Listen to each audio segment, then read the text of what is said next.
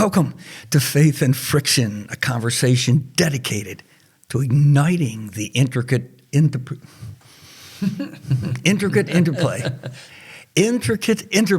between faith, religion, politics, and culture. I know that's a mouthful. Hi, I'm Mack, and with me is the Rev. I'm here, ready to go, ready, willing, and able. So we're going to dive deep into faith's unrest and unravel the depths of spiritual friction as it collides with life. What do you think about that? Think we can handle that? We're going to actually lean into it. Yeah. We're not going to run from it screaming and shouting. We're actually going to lean into it. We're going to let it collide. Yeah, we're going to let it collide. So this is the fun part about this whole thing. Yeah, no milk toast, huh? No milk toast. We're going to go right for it. I think everybody's going to love what we're going to talk about tonight. We're going to get a little bit of a history lesson. At the same time, there's some current events that we want to bring to the front and just talk about the friction there. Stay with us. Bear with us. We will come up for air, and then we'll go back down. We're diving deep. That's it. But, I do want to make reference to the previous couple of episodes that we did on faith and power, right? Great conversations, but there's so much out there, man. It's like an iceberg, Yeah. We're touching the tip, and there's so much more. It's going to take some time to dig deeper and deeper and deeper. Yeah, I can't wait to really just, again, stuff happens every day when it comes to that kind of thing. We're living this faith and friction idea. We're living day to day. And the evidence of its value and our fear of it is everywhere. Right. No, you're exactly right. So I think these conversations, if nothing else, we will look for, again, as we've said, we're going to look for the problem. Not going to call it problem. We're going to look for the friction. Look for the opportunity. Yeah, I like that. And the word problem, the etymology of the word problem is just to ask a better question. It's to ask a question. So we're asking the questions that lead us into the benefit that was right in the middle of friction that we've missed because we run from the word problem. We haven't minded, right? That's great perspective. So there we are. So here's what, if you keep your antennas up out there, there's no lack of anything that's friction-y out there, right? And so one of the latest, just part of this deal, is this grad student at the University of Oklahoma, and she wrote a paper in this class, philosophy class, and the professor gave her a 0. Now you got to say, whoa, man, that's like turning in a blank piece of paper. That's harsh. That's like not doing the project at all. Well, exactly. And so what happened was this instructor gave her a 0 based upon his take on whether she did the assignment as assigned, and his answer was no, she did not. And then part of the side comment was that not only did she not fulfill the assignment, but that the wording in it was derogatory to some degree, certainly to some people, him included. We're kind of peeling the onion back a little bit here, so they say. And again, I'm not going to be an expert on this. Can you fill me in? Derogatory to his belief system, to his gender, to his gender.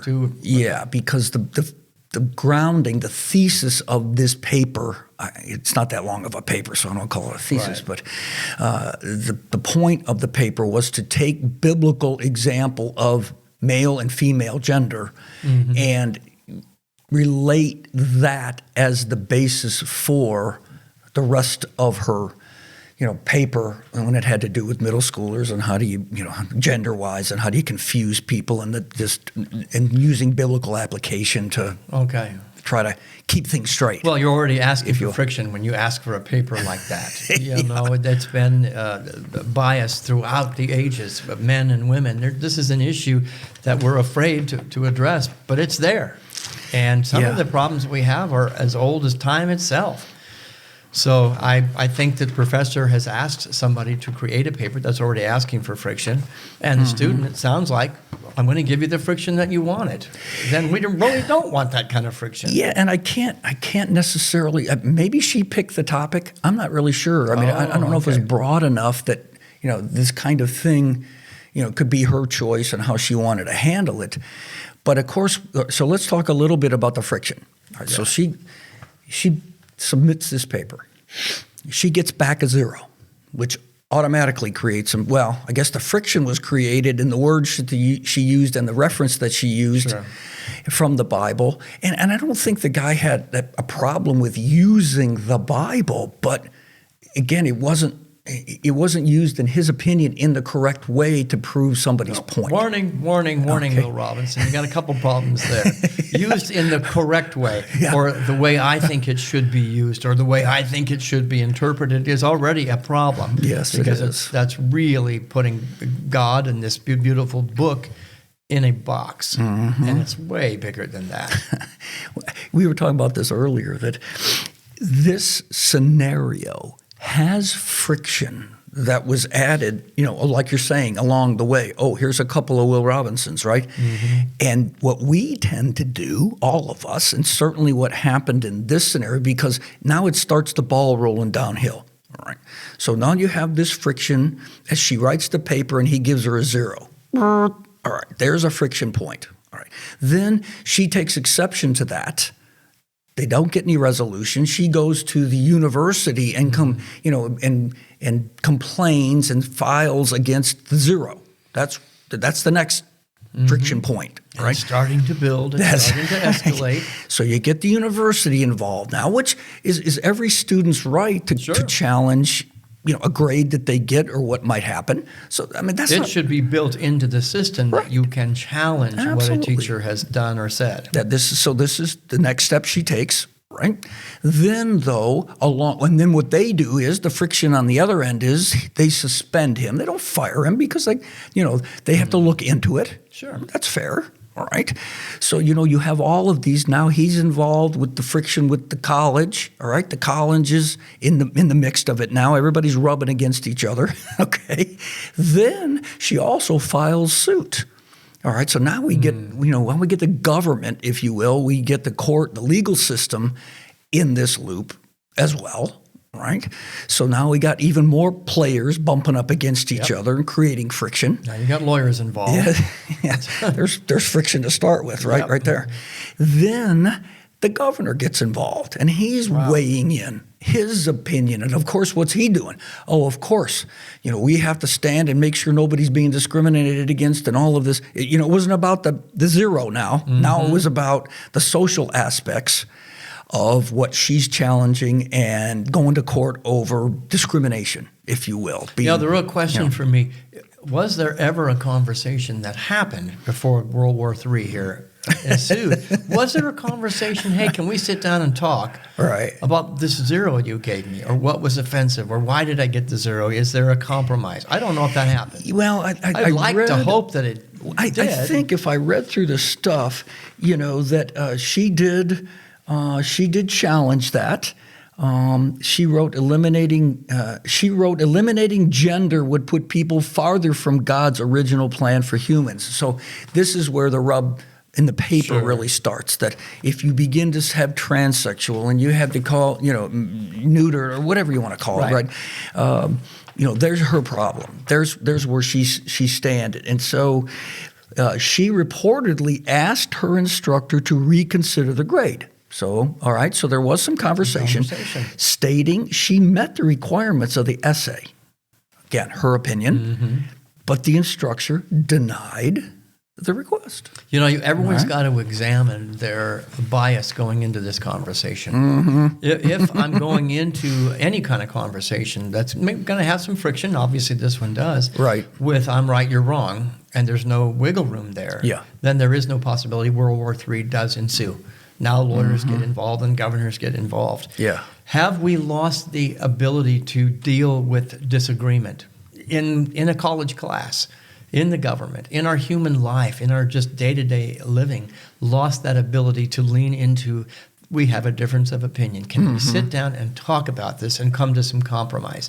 If we're not willing to confront our judgments and our bias and the energies that we're playing on the inside, we're never going to get past that. Everything, every disagreement, every argument, every difference of opinion is going to escalate to the highest level, the highest court. Yeah, and then it becomes an adventure in missing the point, because it becomes now an adventure in winning. You're all over the place.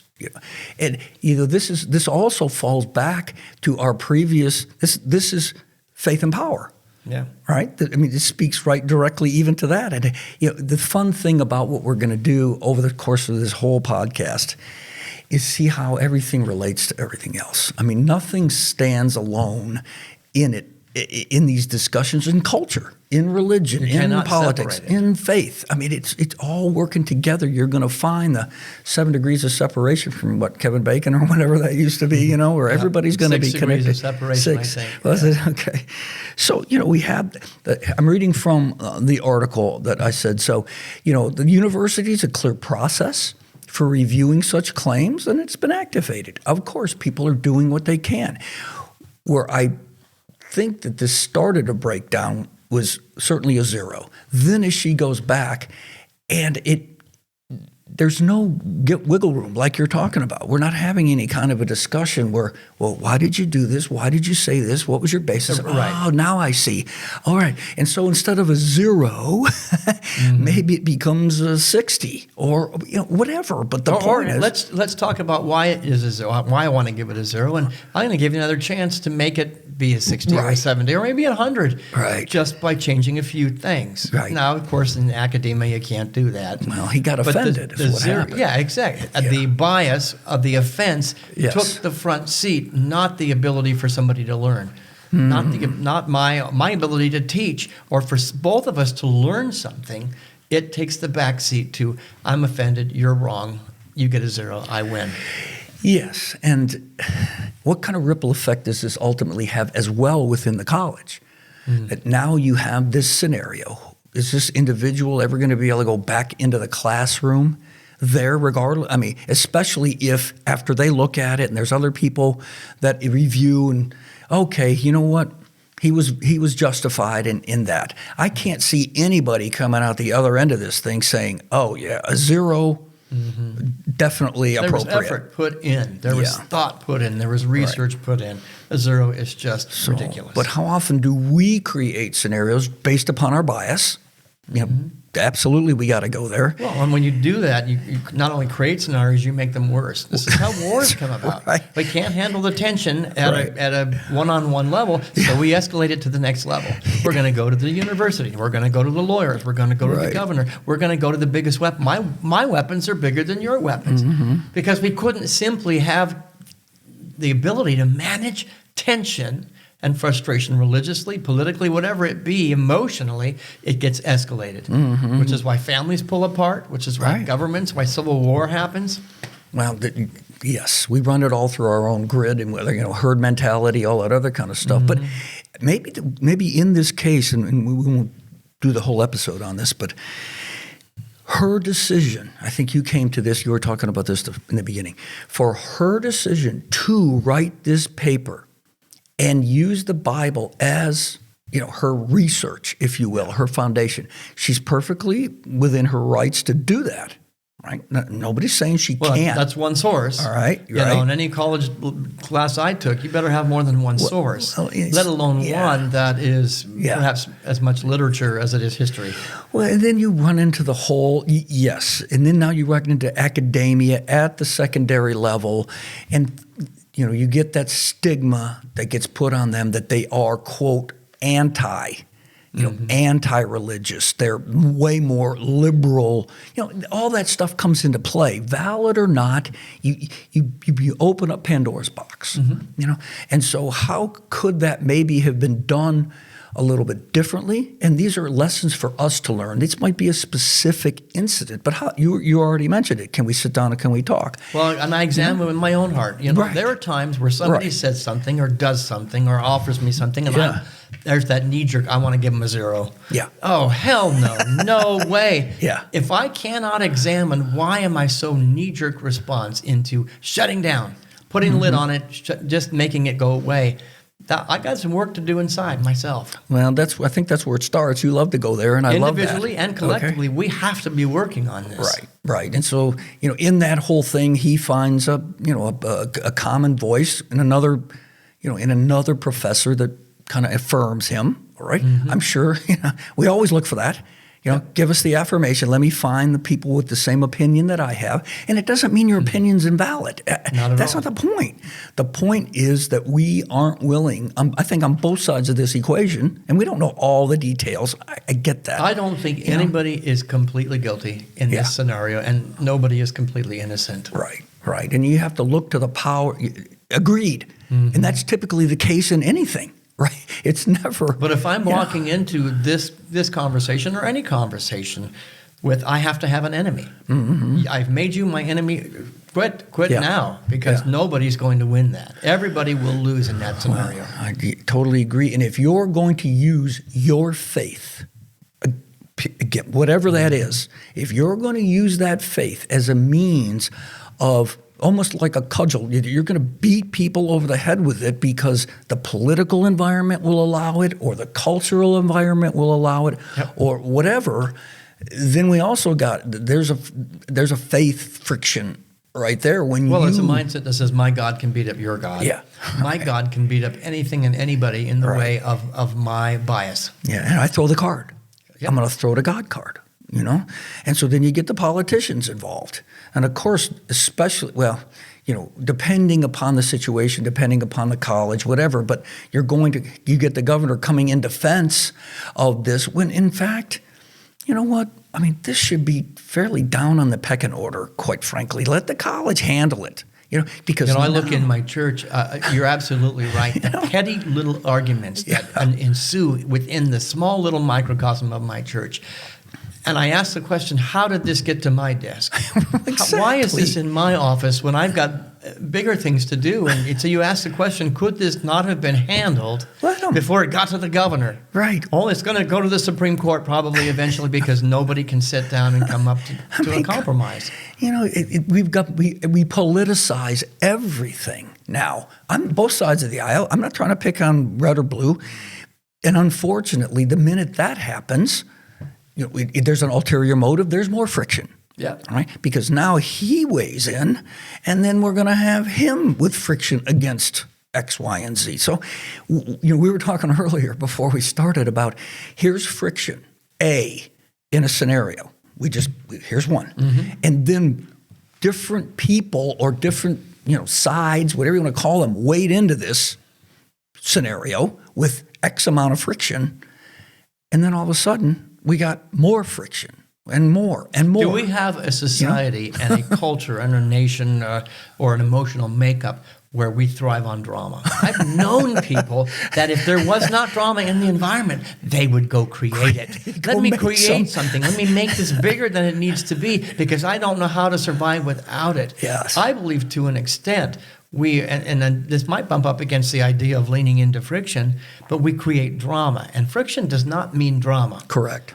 Disagreement does not mean drama unless we allow it to mean drama. That's a great point. I think they get all too lumped in the same pot. Yep. That, yes. Different energies completely. That's a really great point. So let's learn to have discernment between, here's some friction, but now we're going to create drama out of the friction. It's not automatic. That's a great point, all right? And we need to be aware when we're doing it or when somebody else is doing it so that we don't necessarily place our faith, confidence, however that might look at that point, your attitude of faith, in the wrong place. We don't have faith that's misguided, if you will. And again, or we're taking a faith sides. that we're willing to sacrifice on the altar of being right or the altar of winning. Yeah. Okay, my faith is going to be just killed on the altar of being, every faith I've followed, and I've studied a lot of them, is kindness, is compassion, is love, is understanding, is that we're together as a human race. And if we're willing to sacrifice that truth, that's foundational. The golden rule is foundational to all of them. On the altar of I have to win here now, everything gets escalated and our faith is a house built on sand. Yeah. Well, and again, faith is grounded typically in the divine, God. And that word starts to get bantered around and everybody holds up their own banner when it comes to God said or whatever.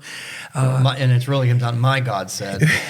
That's my God can beat up your God. Right. So anyway, the caution here is to just recognize these kinds of scenarios. And we're going to run into them in all kinds of different places. This happens to be on a college campus. And then lastly, I'll just mention this because we were talking about faith and power last time. Turning Point USA wades in on this. Now, this is a natural for them. I mean, this is on a college campus. This is, a student, and it has to do with faith, right? The Bible and faith. And are Christians on campus, being discriminated against? And again, the college campus is a hotbed for that kind of thing. And so, Turning Point comes in and creates their own friction. Now, I'm not saying that's necessarily bad, okay? Don't get me wrong here. They create now an additional amount of friction, right? Because now they have an opinion. They put out information, stuff. They say things. They put it out on the airwaves. And again, sometimes this stuff needs to be said. I'm not disagreeing with that. And again, you want to examine the intent. What is the intent about coming into the arena? Is it just purposely to create more drama, to be right, or to defend somebody, or is it to create a greater understanding and some compromise and some collaboration? I believe this was possible before it blew up to this level. That there could have been some good lessons for everybody. I agree. We just not enough of that was discussed or explored. Right. And so I get to ask myself the question I'm always going to ask. Where in me have I lost the ability to sit down and have a meaningful conversation over a meal with somebody who thinks differently than me? And now I'm not going to put myself, I don't believe anybody's right or anybody's wrong, and that's going to cause friction here already. There's the guy in the middle, everybody's mad. So I got friction on the left and the right, religiously and otherwise. It breaks my heart. I'll be honest. It breaks my heart that we have lost that. I've lost friends over it. I've lost family over it that wanted to pull me into their side, defend my side. No, I won't defend anybody's side. I'm going to hold a container for a greater possibility. I believe that's what God's will is. Well, yes. All right. And relational. We've used God as a weapon. Let's go back to the history. Read the Bible itself in the Old Testament. God's on my side. I win. That is the biggest fallacy that's ever been sold. As big as it is, God was on our side with this football game. That's just ridiculous. Well, it's a personality. Again, it's the anthropomorphic type. You've got to keep at the forefront of what is the intent behind the conversation and the dialogue? And can I walk away? It could be that I fight. I don't even say fight. I plead the very good case about this shouldn't be a 0, and I still get a 0. Right. Do I want to continue to escalate it? And where does that go? Where does it go? I don't know if anybody's going to win here. Right. Well, What is a win? Well, what do you call a win? That he comes back and has to give a different grade, or you have somebody else grade it and give this girl a grade? I don't know. Where there's got to be a compromise there somewhere. Where really nobody wins, because it's not a competition. It's we get to a solution. Well, and the last component in my mind that comes into this is we're talking about turning point, but they're not the only ones. But most people come into a scenario with that the other side, if you will, or I hate to almost use side, but the other part of the discussion already has a preconceived notion of that person or of that organization. Unconscious bias is already in play. So did she already have a bias about the college? All right, there already could have been. And maybe the win here is that she realizes I'm in the wrong university. Well, it could if be. I get shut down, thanks for the information. I'm now going to a different university that's more in alignment. Right. Well, and Turning Point comes into this. If you read anything, and we'll talk about this a lot more, believe me, because again, they're not the only ones. But when you promote yourself as the fight, doing battle, right? That's what you say you're doing. And again, I'm not judging whether their premise or what they want to accomplish and what they want to do is good, bad, or otherwise. But when you come into the discussion with a preconceived notion from the other side says, you want to fight, All right, I already know this about you guys. I'm You coming wanna- in and defining myself as a weapon. Yeah, My right. business as a weapon. My lawyer as a weapon. Right. And forget it. Yeah. Nobody wins that Yeah. scenario. Well, but they think they are. The thing about it is when you can gather people around a banner that says, we're going to fight for what's right. Mm-hmm. Now, again, that sounds pretty pious. That sounds like it's the right thing to do. And especially if we put God on our side or the Bible on our side as the authority, we will think that we have a greater case for whatever it is we think. And I go to my heroes, like Martin Luther King Jr. Right. He espoused an idea but did not go to war. Right. Stand and just shine a light on the injustice. Mm-hmm. Gandhi, shine a light on the injustice. This is more effective in the long run than, okay, I'm going to get a bigger bomb. I'm going to get a bigger weapon. I win. Yeah. Well, that kind of leads us in. So that's what was going on culturally. All right, no, we went on a bunny trails there, but that was a good topic to discuss. This is real. This is real stuff. This is real people currently having to deal with friction, right? Now, take what you were talking about Gandhi, you were talking about Martin Luther King. So you're talking about some historical figures, current historical figures, if you can say, Sure. but, throughout history, there's a tapestry of faith. There's always been a weaving together of different points of view, in my opinion, about the same. It's the mountain thing, right? You climb up the mountain to one side, everybody's going to get to the top, and the top's the same. Yep. Now, different faiths will look at that differently.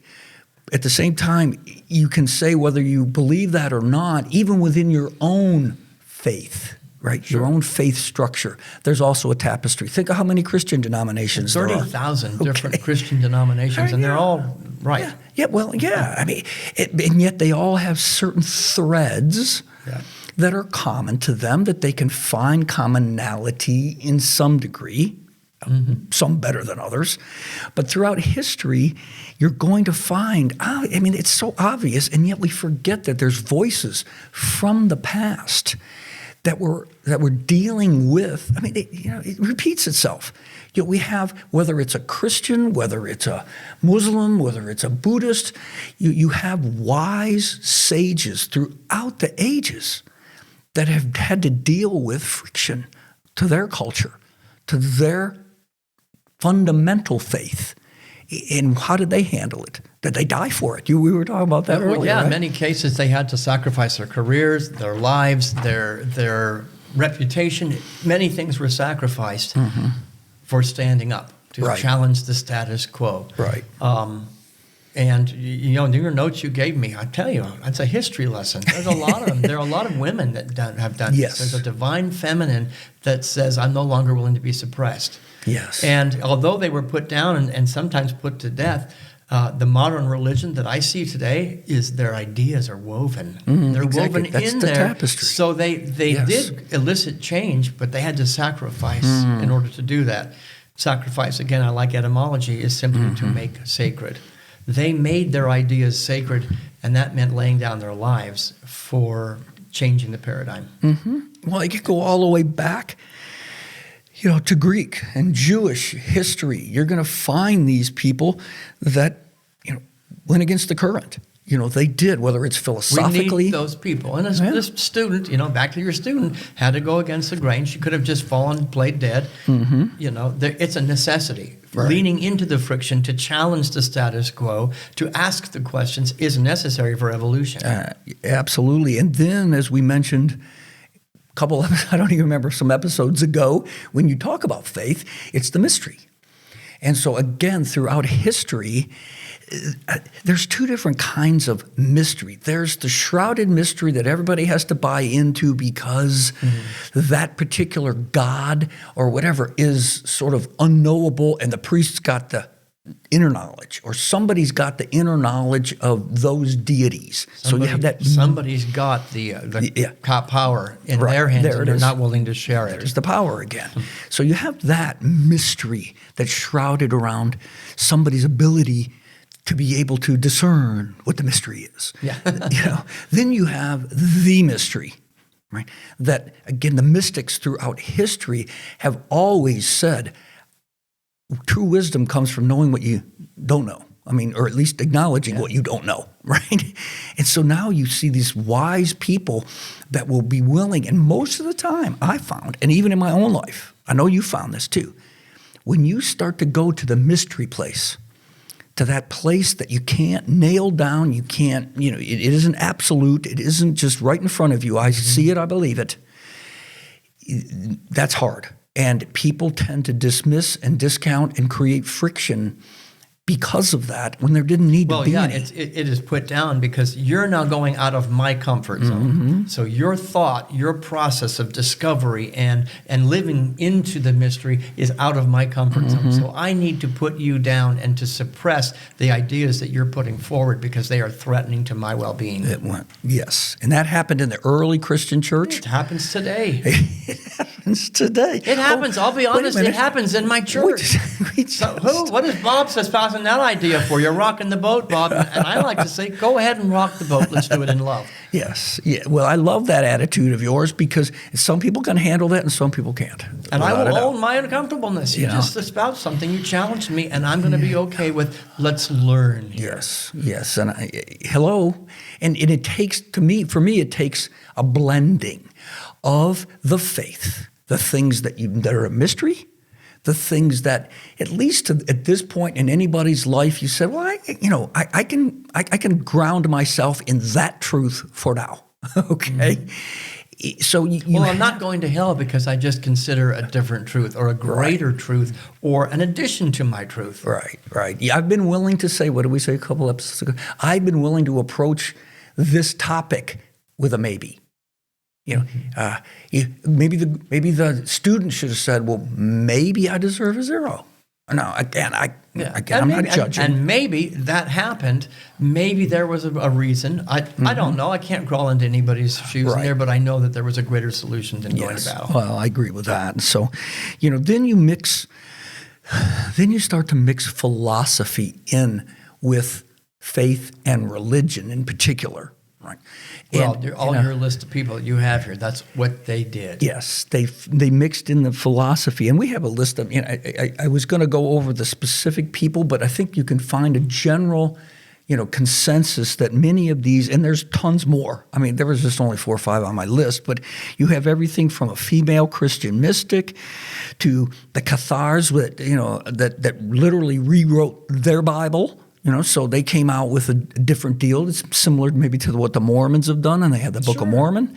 So you have all of these people and sects, and I don't mean cult, I just mean sects, that are looking at things differently. Schools of thought. Yeah, that's perfect. Schools of thought, and that different schools of thought are either welcome in my environment or they are not. And again, just my belief system that if you have shut down to one school of thought, you have narrowed the focus of how God can be received and known, and you've shut down evolution.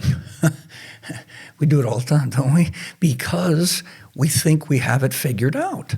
And there is no more. Is it that we think we've got it figured out, or we're afraid that we don't have it figured out? I don't lean into the friction and the debate or the different idea and school of thought because I'm really at the core afraid. Yeah. I am a house built on fear, not on exploration. I might be uncovered to have no clothes. Right. Oh my God, I'm naked. Yeah. So these are such good things to bring forward from what many, many, many people in the past have had to deal with. Look at Jesus. Well, put to death. Come on. Science and religion must be partners. Yeah. Spirituality and science have to be partners. And as long as they are labeled and put out there as enemies, evolution stops in both. I think science is going to find God before religion wakes up if we don't get on the bandwagon. I think personally, it already has. Yeah. And here's was my final thought on this, right? And that was this: that when I started to learn, I grew up, and what did you learn about an atom? Let's just take that, an atom. What's it look like? You see that all over the place, right? The little drawing of the electrons going around, the nucleus, right? Okay, that's what everybody had in their head. That's what it looked like. And you have a whole bunch of them because you can't see, you finally got a microscope that got, down that far. But that's the way, it always was. Then all of a sudden, science comes in and says, oh, no. We got to dig deeper. Now we start to see there's stuff in the spaces. There's no space, right? And then, which to me was like really cool, because then it started to talk about oneness. It started to talk about a commonality that flowed through the ether, because everything was connected. Well, we began to define ourselves by energy and ether and not matter. That great way to look at it. Then the last thing that at least I'm aware of, all right, I'm not going to say I'm the definitive knowledge on this source, was that things were unpredictable and they only acted when they were looked at. Yep. My perception is actually dictating life and where it goes. Exactly. That to me was God. I was like, oh my gosh. Now all of a sudden some of my faith, beliefs and perspectives got reinforced. They weren't. Pay very close attention to what you're thinking, because you are actually creating the reality that you either fear or don't want.